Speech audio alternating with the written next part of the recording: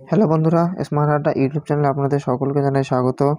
Smart আড্ডায় অনেক Awas Yojana related video বানানো হয়েছে, আপনারা অনেকে দেখেছেন এবং সেই বিষয়ে অনেক ধরনের কমেন্টও করেছেন। তো আজকে আমি আপনাদেরকে জানাতে চলেছি প্রধানমন্ত্রী আবাস যোজনায় আপনি আবেদন করবেন কিভাবে। এই বছর যে সমস্ত ব্যক্তির নাম এসেছে আপনার পাড়ায় বা আপনার গ্রামে, সেই আগের বার যখন নাম আসবে তখন যদি সেই লিস্টে আপনি আপনার নাম চান, তাহলে আপনাকে কি করতে হবে আজকের ভিডিওটা সম্পূর্ণ দেখতে থাকুন, আশা করি উপকার হবে।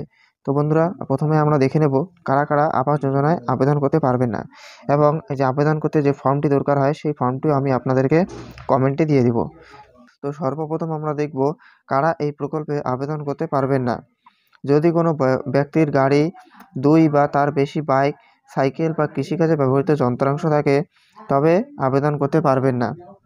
যদি আবেদনকারীর কাছে ন্যূনতম 50,000 টাকা লিমিটের কিষাণ ক্রেডিট কার্ড থাকে, তবে আবাস যোজনায় আবেদন করতে পারবেন না।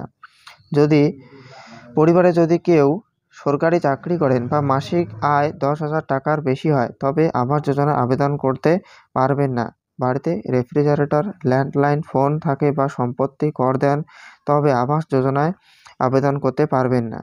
আবেদনকারী পরিবারের সদস্যের কোথাও বাড়ি থাকলে তিনি আবাস যোজনায় আবেদন করতে পারবেন না।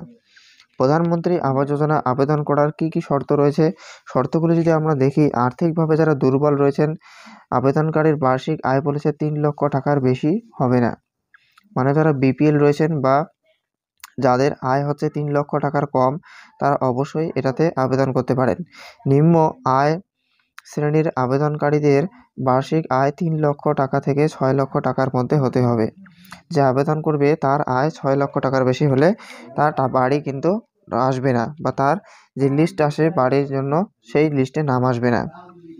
আর আবেদনকারীর বার্ষিক আয় 6 লক্ষ থেকে 12 লক্ষ টাকার মধ্যে হতে হবে। আবেদনকারীর বার্ষিক আয় 12 থেকে 18 লক্ষ টাকার মধ্যে হতে হবে।